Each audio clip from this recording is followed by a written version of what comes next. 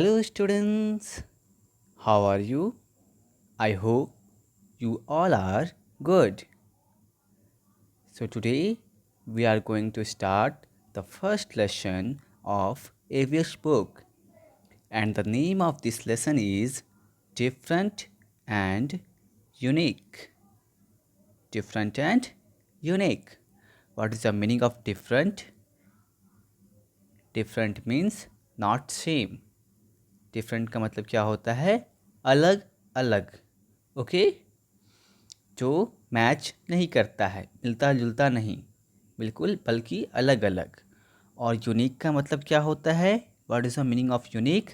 Unique means something special, जो किसी से भी मिलता जुलता नहीं हो. ठीक है, किसी से भी मिलता जुलता नहीं हो.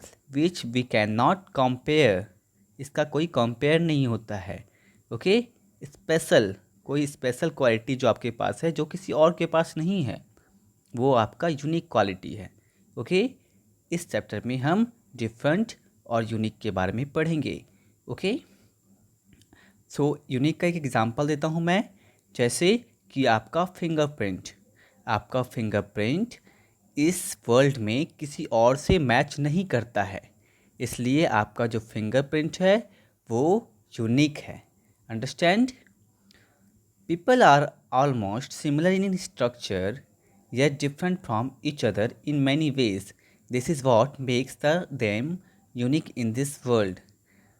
तो लोग जो होते हैं वो क्या होते हैं? स्ट्रक्चर में सिमिलर होते हैं, लेकिन फिर भी वो एक दूसरे से अलग होते हैं बहुत से तरीके में. ठीक है, जैसे स्ट्रक्चर, सबके पास एक नाक है, दो कान हैं, दो आँखें हैं, होठ है, हाथ है, पैर है, सबके पास सेम है. स्ट्रक्चर सबका सेम है, लेकिन फिर भी बहुत सारी ऐसी चीज़ें होती हैं जो हमें एक दूसरे से अलग बनाती हैं. ठीक है, उन सब चीज़ों के बारे में भी हम पढ़ेंगे. और जो हमें अलग बनाती हैं वो सारी चीज़ें ही क्या कहलाती हैं? यूनिक. यूनिक कहलाती हैं. Okay, sensing this differently. Okay, इसे हम अच्छे तरीके से समझते हैं आगे कि क्या है. Okay, as you already know, we have sense organs that help us to know our surroundings. हम लोग जानते हैं, पहले से हमने सेंस ऑर्गन्स के बारे में पढ़ा है प्रीवियस क्लासेस में. ओके, तो ये हमें किस चीज़ में हेल्प करता है? ये हमें हेल्प करता है हमारी सराउंडिंग्स को जानने में. Actually our sense organs, the eyes, nose, ears, tongue and skin, these all are sense organs. Okay, there are 5 sense organs. Okay, eyes, nose, ears, tongue and skin. Okay, do not perceive or feel differently. It is the brain that helps them to sense differently. Okay, ये किसी भी चीज़ को perceive या फिर feel नहीं करते हैं अलग अलग, बल्कि इन्हें सेंस करने में, अलग अलग सेंस करने में हेल्प करता है ब्रेन. ब्रेन ही है जो इन्हें हेल्प करता है इन सारे सेंस ऑर्गन्स को किसी भी चीज़ को फील करने में. Okay, when we sense something with the help of our sense organs, the information is quickly sent to the brain through a network of fibers called sensory nerves. ठीक है, जब हम किसी भी चीज़ को सेंस करते हैं, अपने सेंस, किसी भी चीज़ को हम लोग सेंस करते हैं अपने सेंस ऑर्गन्स के हेल्प से, तो क्या होता है कि ये जो सेंस ऑर्गन्स है वो सेंसरी नर्व्स के हेल्प से, सेंसरी नर्व्स के नेटवर्क से, एक नेटवर्क बना होता है हमारे सेंस ऑर्गन से और सेंस ऑर्गन्स और ब्रेन के बीच में. ठीक है, तो वो मैसेज भेज देता है, इन्फॉर्मेशन सेंड कर देता है हमारे ब्रेन को. ठीक है, कौन? Sense organs. जो भी सेंस ऑर्गन्स हैं वो मैसेज भेज देते हैं. देखो यहाँ पे मैसेज भेज रहे हैं ना, ये क्या कर रहे हैं? मैसेज भेज रहे हैं. देखो यहाँ पर है ना, जैसे मारते हैं यहाँ पर, देखो ये क्या है? फायर है. फायर के सामने जब हमारा हाथ गया तो हमें हॉट फील हुआ. तो हॉट फील कैसे होता है? क्योंकि जो हमारा स्किन है, स्किन भी सेंस ऑर्गन्स है ना. तो स्किन जब बर्न होता है तो वो क्या करता है? सेंसरी नर्व के हेल्प से ही, देखो ये सेंसरी नर्व है, सेंसरी नर्व के हेल्प से हमारे ब्रेन को मैसेज भेज देता है, इन्फॉर्मेशन सेंड कर देता है। ठीक है, ये देखो ये स्पाइनल कॉर्ड है। ठीक है, ये स्पाइनल कॉर्ड से जुड़ा होता है sensory nerve. Okay, spinal cord से सेंसरी नर्व जुड़ा होता है, स्पाइनल कॉर्ड जो होता है वो ब्रेन से जुड़ा होता है।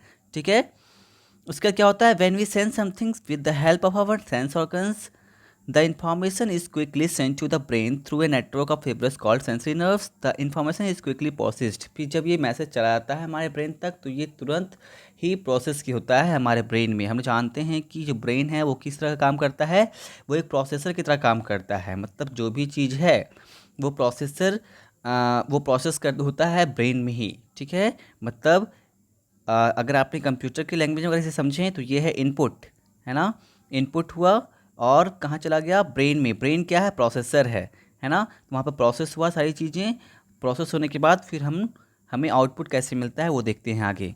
ठीक है, processed by the brain and it sends A message through another network of fibrous called motor nerves. ठीक है, तो फिर उस इंफॉर्मेशन को सेंड कर देता है, मतलब जो इन्फॉर्मेशन है उसको वापस फिर से सेंड करता है, मैसेज सेंड करता है हमारे उसी सेंस ऑर्गन्स को। ठीक है, किसके हेल्प से, मोटर नर्व के हेल्प से। समझ में आ रहा है ना, मोटर नर्व के हेल्प से। देखो यहाँ पे क्या हुआ है कि इन्फॉर्मेशन सेंड हुआ है। ठीक है, मोटर नर्व के हेल्प से। ये मोटर नर्व है, दिख रहा है ना, ये वाला। ठीक है, ये स्पाइनल कॉर्ड है। और जैसे ही हमें मैसेज मिला कि यहाँ पे बर्न हो रहा है तो हम अपने हाथ को हटा लेते हैं। ठीक है, और ये काम बहुत ही स्पीड होता है। समझ में आ रहा है ना, जैसे ही हमारा ये यहाँ पर पहले क्या हुआ कि यहाँ पर हमारा हाथ जब कांटेक्ट में आया फायर के कांटेक्ट में तो ये मैसेज भेजा इसने इस ब्रेन को। ब्रेन प्रोसेस किया, प्रोसेस करने के बाद फिर हमें रिटर्न में मैसेज भेजा और बताया कि आपका अगर आप और ज़्यादा देर तक वहाँ पर हाथ रहा तो हमारा हाथ बर्न हो सकता है, इसलिए हम तुरंत उसे हटा लेते हैं।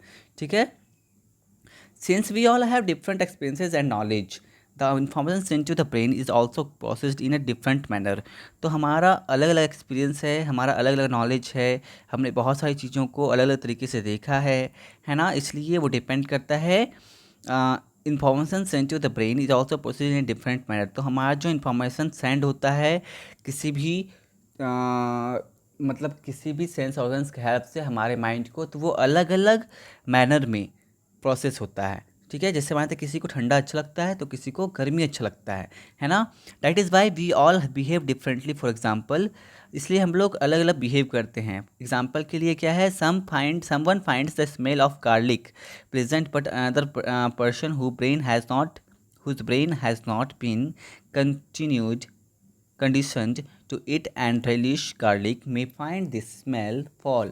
तो कभी कभी कुछ लोग ऐसे हैं जो गार्लिक खाना पसंद करते हैं, उन्हें गार्लिक का स्मेल अच्छा लगता है, लेकिन जिनका ब्रेन गार्लिक खाने के लिए कंडीशन नहीं है, ठीक है, जिन्हें गार्लिक अच्छा नहीं होता है तो उन्हें वो स्मेल कैसा लगता है, ख़राब लगता है।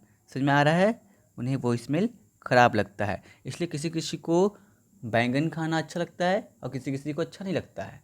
ठीक है, क्योंकि कुछ लोगों का जो माइंडसेट है वो ब्रेन उनको पता है कि उन्हें बैंगन खाना अच्छा लगता है, कुछ लोगों को बैंगन खाना अच्छा नहीं लगता है क्योंकि बैंगन के साथ में गलत, मतलब एक तरीके से बोल सकते हैं कि गलत एक्सपीरियंस है। वो पहले जब खाए होंगे उन्हें अच्छा नहीं लगा होगा, इसलिए उन्हें अच्छा नहीं लगता। ठीक है, इसलिए उन्हें उनका स्मेल भी पसंद नहीं होता।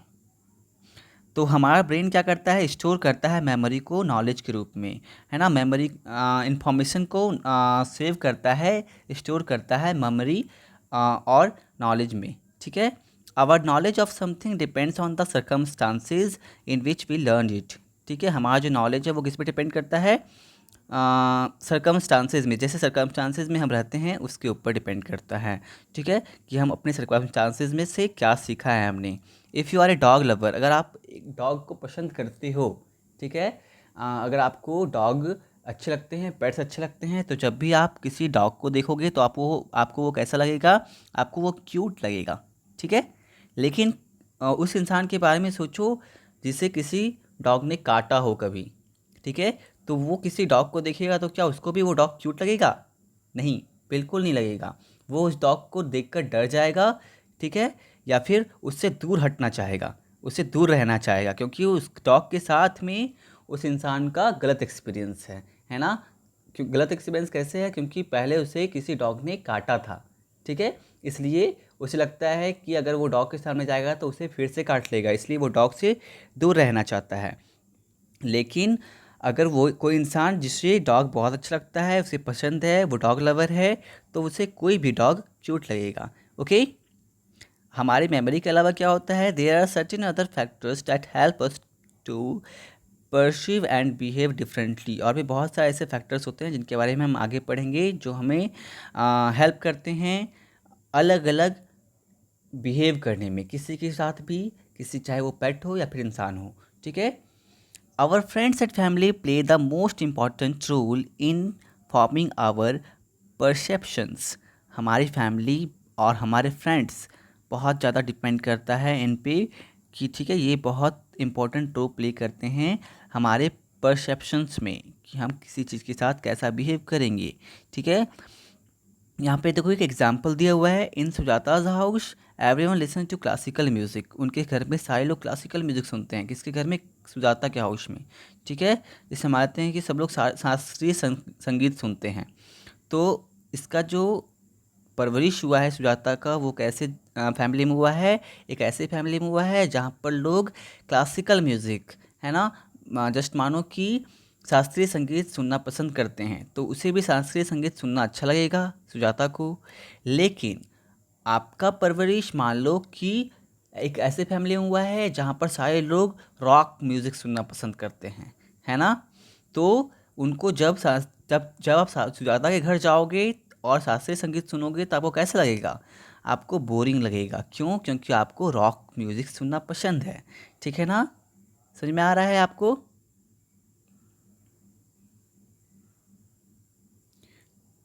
सेम टाइप से जब वो सुजाता आपके घर आएगी तो उसको रॉक म्यूज़िक सुनना पसंद अच्छा नहीं लगेगा, क्योंकि उसे कैसा पसंद है? उसे शास्त्रीय संगीत पसंद है। तो ये डिपेंड करता है हम लोगों के फैमिली के ऊपर भी कि किस तरीके से, फैमिली या फ्रेंड्स पे भी डिपेंड करता है कि हमें क्या पसंद होगा और क्या पसंद नहीं होगा। और हमारे चॉइसेस को हमारे सराउंडिंग्स भी इन्फ्लुएंस कर सकते हैं कि हम कैसे सराउंडिंग में रहते हैं, कैसी जगह पे रहते हैं, है ना। उस पे भी डिपेंड करता है हमारा चॉइस। समझ में आ रहा है ना। अब यहाँ पे देखो एग्जांपल है, Rajat lives near a marriage hall. Rajat कहाँ रहता है? एक मैरिज हॉल के सामने रहता है। So he is use to listening to loud music. इसलिए वो उसे आदत हो गया है लाउड म्यूज़िक सुनने का। मैरिज हॉल के बगल में रहेगा तो लाउड म्यूज़िक तो बजता ही है मैरिज हॉल के बगल में, है ना।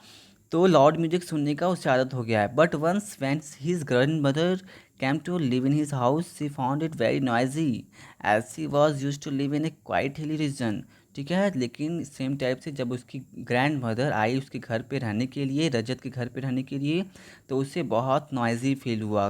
नॉइज़ी मतलब बहुत ही हल्ला गुल्ला फील हुआ। क्यों फील हुआ ऐसा? क्योंकि वो रहती थी हिली रीजन में, ठीक है, मतलब पहाड़ी वाले इलाके में रहती थी, पहाड़ जहाँ पे होता है, ठीक है, हिली रीजन में रहती थी। इसलिए वहाँ पर तो शांति होता है, वहाँ पर ऐसे कोई जोर जोर से लाउड म्यूज़िक नहीं बजाता, है ना। इसलिए वो उसे बहुत हल्ला गुल्ला शोरगुल हुआ, जिसके कारण हो सकता है कि उनकी नींद भी नहीं आई होगी, है ना। क्या आपने कभी ऐसा फील किया है?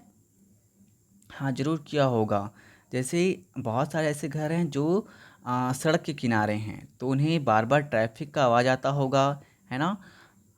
तो आप जब उनके घर जाओगे तो आपको वो फील होगा कि वो ट्रैफिक की आवाज़ में रहते हैं, है ना। लेकिन उनके लिए नॉर्मल है, लेकिन आपके लिए नॉर्मल नहीं है, क्योंकि आप एक ऐसे घर में रहते हो जो कि जहाँ पर ट्रैफिक की आवाज़ नहीं आती है, ठीक है। इसलिए आप जब वहाँ पर गए तो आपको बहुत शोरगुल लगा ट्रैफिक का। तो लेकिन आप जब अपने अपने फ्रेंड से पूछा इस बारे में कि क्या तुम्हें आवाज़ नहीं आता, तो आप उसने क्या जवाब दिया? उसने जवाब दिया होगा कि मुझे आदत हो गया है ना। हमें ऐसे आवाज़ का आदत हो गया है। समझ में आ रहा है? तो इस पे भी डिपेंड करता है कि हम कैसे सराउंडिंग में रहते हैं, हमारी चॉइसेस इस पे भी डिपेंड करती है। Okay, so next, our occupations may also influence our sense. हमारा ऑक्यूपेशंस भी हमारा सेंस, मतलब हमारे सेंस को इन्फ्लुएंस करता है कि हमारा सेंस कैसा होगा, ठीक है। जैसे मान लो कि Raghu always cover his nose when he passes by an open sewer because. अभी आप सोचो कि आप कभी भी एक ऐसे जगह से पार होते हो, क्रॉस करते हो जहाँ पर कचरा फेंका जाता है, ठीक है, जहाँ पर कचरा फेंका जाता है, तो वहाँ पर क्या होता है, हम अपने नाक को ढक लेते हैं ना, ताकि हम उसके बदबू को अंदर ना लें, है ना, उसकी नाक हम ढक लेते हैं इसलिए अपने नाक को, ठीक है, क्योंकि हमें वो उसका स्मेल पसंद नहीं होता है, ठीक है, और या फिर वहाँ से बहुत जल्दी निकल जाना चाहते हैं। लेकिन सफाई वाले जो होते हैं वो हमेशा ऐसी जगह पर ही काम करते हैं। लेकिन क्या आपने उन्हें देखा है नाक को ढकते हुए कि वो उससे छिप रहे हों, उससे बच रहे हों? नहीं, क्योंकि उन्हें उन उन स्मेल का आदत हो गया है, वैसे स्मेल का आदत हो गया है। समझ में आ रहा है? ओके, आगे हम लोग पढ़ते हैं। Our tradition, cultural, and religious practices also influence the way we sense things around us. हमारा tradition, cultural and religious practices पे भी डिपेंड करता है कि हमारा सेंस जो है, also influence the way we sense things around us, जो हमारे आमने सामने की चीज़ें हैं उसे हम कैसे सेंस करते हैं, ठीक है। पीपल हु आर वेजिटेरियंस, वैसे लोग जो वेजिटेरियंस हैं and do not even eat onion and garlic find the smell of the food in which these ingredients are all used of fancy, while many people relish such food. There are some tribal people relish such food.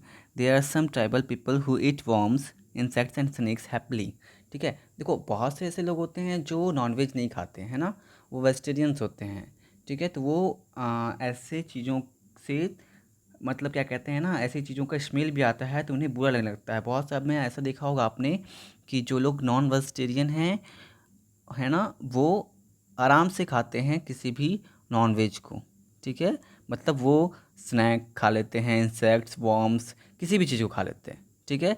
और कुछ लोग ऐसे हो, लेकिन उनको कोई फ़र्क नहीं पड़ता है। और कुछ लोग ऐसे होते हैं जो वेजिटेरियन होते हैं, ठीक है, उन्हें सिर्फ स्मेल आता है तो उन्हें उल्टी आ जाता है, ठीक है ना, समझ में आ रहा है। तो सेम चीज़ वो आराम से, कोई लोग आराम से खा रहा है और कुछ लोगों को सिर्फ उनके स्मेल से ही वॉमिटिंग हो जाता है, ठीक है। तो आपको ये बात समझ में आया कि ये डिपेंड करता है कि हमारा कल्चरल रिलीजियस प्रैक्टिसेस कैसा है, उसके ऊपर भी डिपेंड करता है, ठीक है।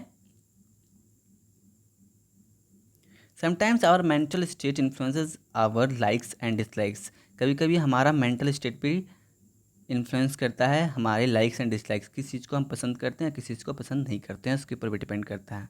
आगे पढ़ते हैं। Rick is very fond of listening to loud western music, ये बहुत ही से पसंद है लाउड वेस्टर्न म्यूज़िक, ऐसा म्यूज़िक जो वेस्टर्न है। वेस्टर्न समझ में आ रहा है ना, हाँ, जो मतलब एक तरीके से बोले तो इंग्लिश गाने, है ना, वेस्टर्न म्यूज़िक जो वेस्टर्न कंट्रीज़ में बनते हैं, वैसे म्यूज़िक बहुत सुनना पसंद है किसको, रिक को, ठीक है। When ever he organises a party the music is always very loud, जब भी वो पार्टी ऑर्गेनाइज करता है तो म्यूज़िक क्या होता है, बहुत ही ज़्यादा लाउड होता है। But while preparing for exams he find the same loud music unbearable, ठीक है, लेकिन सेम म्यूज़िक एग्ज़ाम के वक्त उसे डिस्टर्ब करता है। समझ में आ रहा है, जैसे मानते हैं आपको गाने सुनना पसंद है, लेकिन जब आपका एग्ज़ाम हो, ठीक है, और आपके सामने कोई ज़ोर ज़ोर से गाना बजाए, तो क्या आप पढ़ाई कर पाओगे? नहीं ना। लेकिन आपको गाना सुनना पसंद है, याद रखो आप एक चीज़, कि आपको गाना सुनना तो पसंद है, लेकिन कब, वो डिपेंड करता है कि हमारा मेंटल स्टेट कैसा है। समझ में आ रहा है ना, मतलब हमारा जो माइंड है वो अभी क्या करना चाह रहा है, ठीक है। अगर हम रिलैक्स हैं तो हम गाने सुन रहे हैं तो वो हमें पसंद है, लेकिन अगर हमारा कल एग्ज़ाम है, हम एग्ज़ाम के लिए प्रिपेयर कर रहे हैं, प्रिपेयरिंग फॉर एग्ज़ाम्स, तो क्या हमें गाना सुनना अच्छा लगेगा? अगर कोई आकर सामने से गाना ज़ोर ज़ोर से लाउड म्यूज़िक बजाए तो हमें कैसा लगेगा? हमें गुस्सा आएगा। पहले हमें गाना सुनना पसंद था, लेकिन उसी वक्त वही गाना सुन रहे हैं हम, ठीक है, वेस्टर्न म्यूज़िक लाउड साउंड में, लेकिन अभी हमें इरिटेट कर रहा है वो गाना, क्योंकि हमें डिस्टर्ब कर रहा है वो गाना। समझ में आ रहा है ये वाला चीज़? तो हमें हमारा पसंद जो होता है, हमारा लाइक डिसलाइक, वो भी किस पे डिपेंड करता है, हमारे मेंटल स्टेट पे भी डिपेंड करता है। ओके, आगे आता है हेरिडेटरी ट्रेट्स। हेरिडेटरी ट्रेट्स क्या होता है उसके बारे में समझते हैं। आपने बहुत समय देखा होगा कि बहुत से ऐसे बच्चे होते हैं जो अपने पापा मम्मी से मिलते जुलते हैं, मतलब उनका शक्ल या फिर वॉइस, है ना, जो उनकी आवाज़ है वो, उनकी हाइट, ठीक है, उनका हेल्थ, ये सब पापा मम्मी पे डिपेंड करता है। ठीक है, उनका जैसे मान लेते हैं बहुत सारे ऐसे लोग होते हैं जो इनकी मम्मी अच्छा गाती है तो वो भी अच्छा गाते हैं। ठीक है, जिनके पापा जिनके पापा सांवले हैं तो वो भी सांवला है। ठीक है, किसी के पापा मम्मी गोरे हैं तो वो भी गोरा होता है। ठीक है, तो ये कहलाता है हेरिडेटरी ट्रेड्स। ओके, समझ में आ रहा है? तो ये क्या है, कॉम्प्लेक्स, ये किस किस चीज़ पे इन्फ्लुएंस, ये किस चीज़ पे डिपेंड करता है, देखते हैं। Heritage traits are the features that are passed on in a family from one generation to another, एक जनरेशन से दूसरे जनरेशन में फ्लो करता है। मतलब आपके दादाजी का दादाजी दादी जी दादी माँ, ठीक है, का जो क्वालिटी है वो आपके पापा में आया। ठीक है, आपके पापा का जो क्वालिटी है वो आपके पापा मम्मी का जो क्वालिटी है वो आपके अंदर आया, और आपके अंदर जो क्वालिटीज़ हैं वो आपके आने वाले जनरेशन में फ़्लो करेंगी। समझ में आ रहा है? उनमें क्या क्या चीज़ें होती हैं? वो होता है हाइट, किसी के पापा मम्मी के हाइट कम है तो वो उनका भी हाइट कम हो जाता है। किसी के पापा मम्मी का हाइट अधिक होता है तो उनका भी हाइट अधिक होता है। कॉम्प्लेक्शन मतलब कलर, फेयर या डार्क, है ना, गोरे हैं या काले हैं। ठीक है, voice, features and many other characteristics, आवाज़ भी। ठीक है, बहुत समय से आपने देखा होगा कि बहुत लोगों का आवाज़ मिलता है। ठीक है ना, तो साउंड मिलता है, कभी कभी पापा या फिर दादाजी का भी साउंड मिलता है ना, आपने देखा होगा। Are those hereditary traits that children inherit from their parents, ये सारी चीज़ें हैं जो बच्चों को अपने पेरेंट्स से मिलती हैं। ठीक है, in Akash family his father and grandfather have similar habits, जो आकाश की फैमिली में क्या है, उनके पापा और उनके दादाजी का सेम हैबिट है, सिमिलर हैबिट है। Okay, they both like to watch news on TV and are fond of non vegetarian food. ठीक है, वो दोनों पसंद करते हैं न्यूज़ देखना टीवी में, और दोनों को नॉन वेजिटेरियन फूड पसंद है। ठीक है, they are almost of the same height, दोनों की हाइट सेम है, और features are also quite similar, और उनके फीचर्स भी बहुत हद तक सिमिलर हैं। सिर्फ उनमें क्या डिफरेंस है, कॉम्प्लेक्शन का। ठीक है, उनके कलर का। ठीक है, while Akash grandfather is fair, जबकि आकाश के जो ग्रैंडफादर है वो क्या है, फेयर हैं, मतलब गोरे हैं, लेकिन उसके पिताजी जो हैं वो डार्कर कॉम्प्लेक्शन के हैं। ठीक है, उनका जो स्किन कलर है वो डार्क है, टैन है। समझ में आया? Just like Akash grandfather. Okay,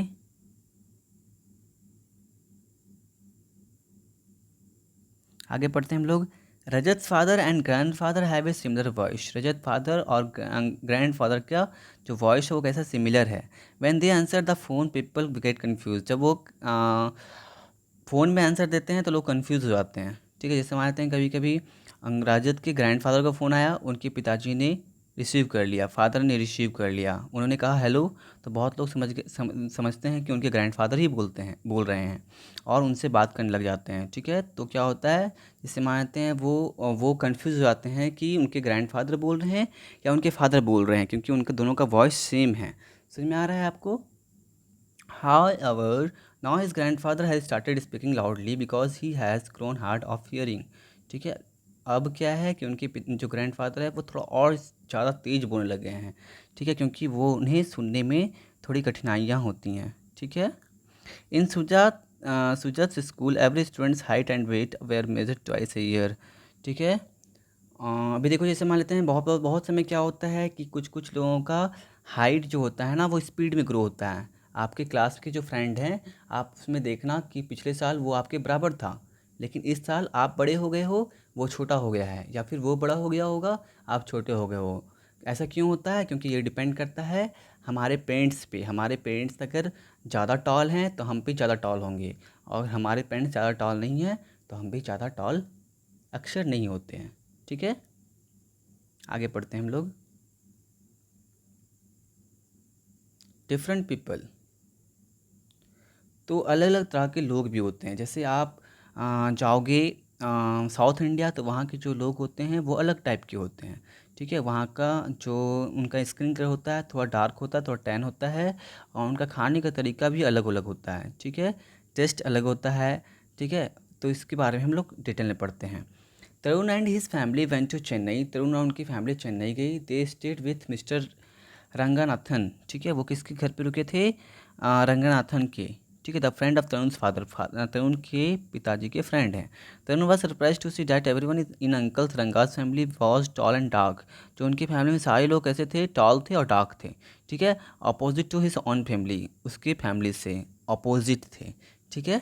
मतलब तरुण की जो फैमिली थी वो छोटे थे और गोरे थे, लेकिन जो उनके अंकल की फैमिली थी उसमें सब लंबे थे और डार्क टोन के थे, ठीक है।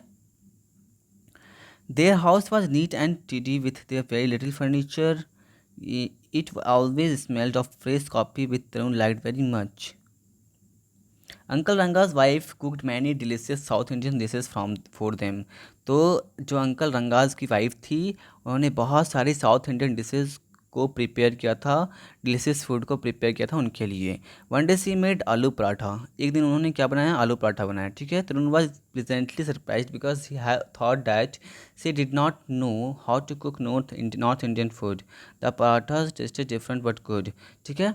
जो पराठा उनकी माँ बनाती थी उसका टेस्ट और जो रंगाज वाइफ, मतलब उनकी जो उनके पापा के फ्रेंड की जो वाइफ थी उन्होंने जो पराठा बनाया था उसका टेस्ट दोनों अलग अलग था, ठीक है।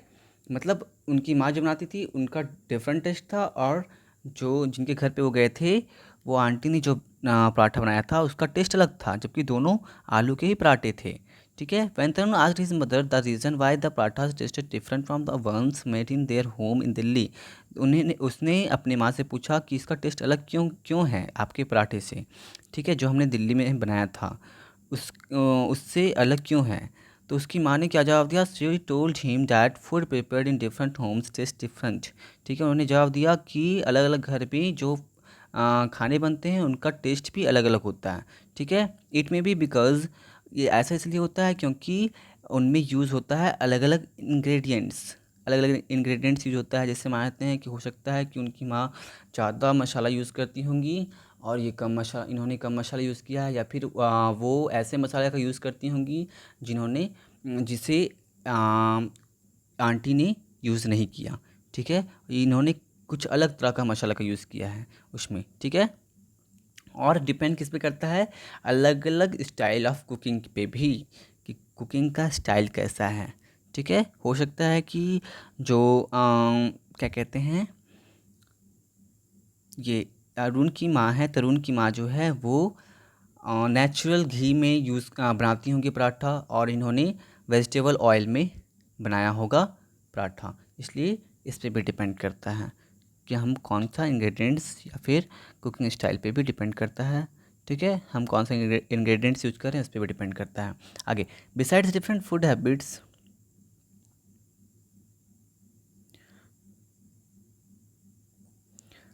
तो यहाँ पर हम देखते हैं सिर्फ फूड हैबिट ही नहीं बल्कि बहुत सारी ऐसी चीज़ें हैं जो अलग अलग हैं, क्या, ठीक, क्या क्या है, उनकी जो फैमिली है वो भी अलग है, चाहे वो कपड़ा उन्होंने जो कपड़े पहने हैं वो भी अलग हैं, और वो कैसे गाना भी जो सुनते हैं वो अलग अलग कार्नेटिक गाना सुनते हैं, उनका गेम खेलने का तरीका अलग है, वो अलग अलग गेम खेलते हैं, ठीक है। उनसे बहुत कुछ ऐसा है जो मिलता जुलता नहीं है। तो ये हम लोग ने पढ़ा है कि अलग अलग जगह के लोग अलग अलग, उनका फैशन होता है, उनका खाने का तरीका अलग होता है, और उनके फेस्टिवल्स भी अलग होते हैं, ठीक है। Uncle Ranga's kids also had different hobbies, उनके जो हॉबीज़ हैं, उनके बच्चे के जो हॉबीज़ हैं वो भी अलग हैं। His son was interested in reading books, उनके जो बच्चे हैं वो बुक्स पढ़ना उन्हें पसंद है, गार्डनिंग पसंद है, जबकि उनकी डॉटर को डांस करना पसंद है, ठीक है। Tarun like to play football and watch cartoons on television, Tarun क्या पसंद करता है, फुटबॉल खेलना पसंद करता है, टेलीविज़न देखना पसंद करता है, तो उनका पसंद भी अलग है, ठीक है। द डिफरेंटली एबल्ड क्या होता है, पर्सन हुज वन और मोर सेंस ऑर्गन्स और body parts do not work properly is called a differently abled person. बोल सकते हैं कि एक ऐसा इंसान जिसका एक या उससे अधिक सेंस ऑर्गन्स अच्छे तरीके से काम नहीं कर रहा है, या फिर कोई भी बॉडी का पार्ट प्रॉपरली वर्क नहीं करता है, तो वो कैसा इंसान कहलाता है, वो इंसान डिफरेंटली एबल्ड कहलाता है। समझ में आ रहा है। The other presence of such people become sharper and stronger and help them to lead their lives as normal as possible. ठीक है, जैसे मानते हैं किसी इंसान का अगर कोई एक सेंस का ऑर्गन खराब है तो दूसरा सेंस ऑर्गन ज़्यादा बेटर होता है अदर पर्सन के कंपैरिजन में। समझ में आ रहा है ना? ताकि वो हेल्प करता है, उन्हें ज़्यादा शार्प होता है, ज़्यादा स्ट्रांग होता है, उन्हें हेल्प करता है नॉर्मल, जहाँ तक कि हो सके नॉर्मल रखने में। ठीक है, आगे हम लोग पढ़ेंगे ब्रेल स्क्रिप्ट के बारे में। ब्रेल स्क्रिप्ट जो होता था वो आगे पढ़ेंगे क्या होता है, पहले इसको समझते हैं कि इसे डेवलप किसने किया था। इसे डेवलप किया था लुइस ब्रेल ने, who had lost the vision of both his eyes at the age of 5, जो कि 5 साल की उम्र में अपना देखने की क्षमता को खो दिया था उन्होंने। ठीक है, वो देख नहीं सकते थे, 5 साल की उम्र में ही उन्होंने देखने की पावर को खो दिया था, अपनी आँखों की शक्ति को खो दिया था लुइस ब्रेल ने। इसलिए उन्होंने डेवलप किया था ब्रेल स्क्रिप्ट को। ये कैसा स्क्रिप्ट होता है आगे देखते हैं क्या होता है। People who can not see mostly have a sharper sense, जो लोग नहीं देख सकते उनका मोस्टली कैसा सेंस होता है, शार्पर सेंस होता है। किस चीज़ का? टच करने का, टच एंड स्मेल का। टच एंड स्मेल का जैसे मानते हैं जो लोग नहीं देख पाते अच्छे से, ठीक है, या फिर नहीं देख सकते, ठीक है, उनका टच का सेंस और स्मेल का करने का सेंस बहुत ही शार्प होता है। ठीक है, and can recognise the people they know by running their hands on their faces. ठीक है, बहुत समय आपने देखा होगा मूवीज़ में भी कि जो लोग मतलब आँख से नहीं देख सकते, जो लोग देख नहीं सकते, ठीक है, वो अक्सर कैसे पहचानते हैं लोगों को? अपने हाथों से उनके फेस को छूकर। ठीक है, they read using the Braille script, वो ब्रेल स्क्रिप्ट को का यूज़ करके पढ़ सकते हैं। ठीक है, ब्रेल स्क्रिप्ट जो होता है वो थोड़ा देखो इस तरीके, ये जो है ना ब्रेल स्क्रिप्ट है, ठीक है, इसमें क्या होता है देखो इस तरीके से लिखा होता है, ये बिंदी एक यहाँ पर, बाकी सब खाली है। ठीक है, ये उठा रहता है तो इसे पता चलता है ये ए है, यहाँ पे 2 बिंदी होगा तो बी है, यहाँ पे ऊपर में 2 बिंदी होगा तो ये सी है। इस तरीके से लिखा होता है, जिसको पढ़ के वो समझते हैं कि क्या लिखा हुआ है एग्जैक्टली यहाँ पर। ठीक है, in this script 6 raised dots, इसमें 6 डॉट होते हैं, देखो सब में 6 डॉट हैं, 1 2 3 4 5 6। ठीक है, are arrange in different patterns, इनको अलग अलग पैटर्न में अरेंज किया जाता है, और ऐसे ए से लेकर पूरा जेड तक लिखा होता है, और हैच 01 से लेकर 9 तक लिखा होता है। ठीक है, इस तरीके से देखो,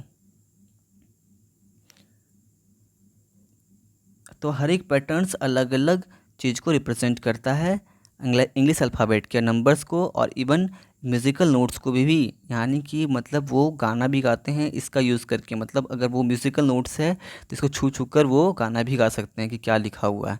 समझ में आ रहा है? आगे देखते हैं, हेलन केलर के बारे में पढ़ेंगे हम लोग। हेलन केलर बहुत ही मशहूर ऑथर हैं, ठीक है, इंग्लिश की। ठीक है, तो इन्होंने इसके बारे में पढ़ते हैं क्या है। Helen Keller was a differently abled person who made an impact on the world with her determination, उनके डिटर्मिनेशन के कारण उन्होंने बहुत ही इम्पैक्ट डाला। अब वो डिफरेंटली एबल्ड थी, एक ऐसी पर्सन थी जो डिफरेंटली एबल्ड थी। समझ में आ रहा है? डिस्पाइट बीइंग विजुअली चैलेंज, वो विजुअली चैलेंज थी, मतलब देख नहीं सकती थी, as well as hearing impaired since her childhood, यहाँ उनके बचपन से ही, ठीक है, वो सुन भी नहीं सकती थी अच्छे से। ठीक है, she turned out to be a great scholar and earned a bachelor of arts degree, वो बहुत बड़ी स्कॉलर है ना, मतलब बहुत ही महान स्टूडेंट बनी। ठीक है, समझ में आ रहा है ना, और उन्होंने बैचलर ऑफ आर्ट्स डिग्री भी लिया। ठीक है, यानी कि उन्होंने वो ग्रेजुएट थी, मतलब सुन भी नहीं सकती थी अच्छे से और देख भी नहीं सकती थी। ठीक है, और उन्होंने वो बैचलर डिग्री लिया उन्होंने आर्ट्स में। समझ में आ रहा है? सी लर्नड ब्रेल स्क्रिप्ट, उन्होंने ब्रेल ये वाली जो चीज़ है इसे सीखा उन्होंने। ठीक है, वो इस चीज़ को सीखी और इसी से पढ़ाई की। ठीक है, she learned braille and wrote her autobiography, और इसी लैंग्वेज में और उन्होंने अपनी ऑटोबायोग्राफी लिखा। ऑटोबायोग्राफी किसे कहते हैं? जो इंसान अपने बारे में खुद लिखता है उसे ऑटोबायोग्राफी कहते हैं। ठीक है, और उस ऑटोबायोग्राफी का नाम क्या है? The story of my life. ठीक है, the story of my life. आगे पढ़ते हैं हम लोग प्रोफेसर स्टीफन हॉकिंग के बारे में। स्टीफन हॉकिंग बहुत ही मशहूर साइंटिस्ट हैं, साइंटिस्ट थे। ठीक है, उनके बारे में पढ़ते हैं। Professor Stephen Hawking is a prominent scientist who is suffering who was, यहाँ पर प्रीवियस ईयर उनका देहांत हो गया, ठीक है, तो 2019 में I think so. Suffering from Lou Gehrig's disease, कि इस डिजीज़ से सफ़र कर रहे थे। To which he was completely paralysed, जिसमें वो क्या थे कि पूरी तरीके से पैरालाइज थे, मतलब उनके शरीर का कोई भी हिस्सा हिलता नहीं था, उनके कंट्रोल में नहीं था, ठीक है। जैसे हम अपने हाथ को ऊपर करना चाहते हैं तो कर सकते हैं, अपने पैर को हिलाना चाहें तो हिला सकते हैं, लेकिन वो कुछ भी नहीं कर सकते थे, उनके शरीर का कोई भी हिस्सा उनके कंट्रोल में नहीं था, उसको हिला नहीं सकते थे, ठीक है। वो बिल्कुल किसी भी काम का नहीं था उनके शरीर का कोई भी हिस्सा, लेकिन उनका बस एक चीज़ जो था वो प्रॉपरली वर्क कर रहा था, वो था उनका दिमाग। समझ में आ रहा है ना। Led him to continue his research work with the help of computers, उनका जो दिमाग था वो कंप्यूटर के साथ में कनेक्ट था और वो रिसर्च करते थे कंप्यूटर के साथ, कंप्यूटर के हेल्प से, ठीक है। He calls himself lucky because his disease progress slowly due to which he got ample time to make important discoveries, वो अपने आप को लकी फील करते थे क्योंकि उनका जो डिजीज़ था बहुत ही स्लोली प्रोग्रेस कर रहा था, स्लोली बढ़ रहा था, जिसके कारण क्या वो बहुत सारे वो डिस्कवरी कर चुके, बहुत सारे उन्होंने खोज किया, ठीक है। He has also written many books, उन्होंने बहुत सारे बुक्स भी लिखे थे, ठीक है। कैन यू इमेजिन कि उनका उंगली, उनका हाथ कुछ भी काम नहीं करता था, सिर्फ दिमाग काम करता था, ठीक है। वो किसी भी चीज़ को हिला नहीं सकते थे, है ना, अपने बॉडी के किसी भी पार्ट को वो मूव नहीं कर सकते थे, फिर भी उन्होंने बहुत सारे बुक्स लिखे, ठीक है, including a brief history of time, ठीक है। टाइम के हिस्ट्री के बारे में उन्होंने बहुत ही डिटेल में समझाया लोगों को, ठीक है। एंड जॉर्ज सीक्रेट की टू यूनिवर्स, और जॉर्ज सीक्रेट को भी बताया यूनिवर्स के की को, यूनिवर्स समझते ना आप, ठीक है, यूनिवर्स के की को, कि यूनिवर्स कैसे बना है, उन्होंने बिग बैंग थ्योरी को भी डिटेल में समझाया था, ठीक है, और भी बहुत सारी चीज़ों को उन्होंने समझाया था। बाकी आप इसके बारे में हम लोग डिटेल में बाद में जानेंगे। So today it is enough for today. I hope आपको अच्छे से समझ में आया होगा। आज की क्लास के लिए इतना ही। Thank you very much. Continue learning.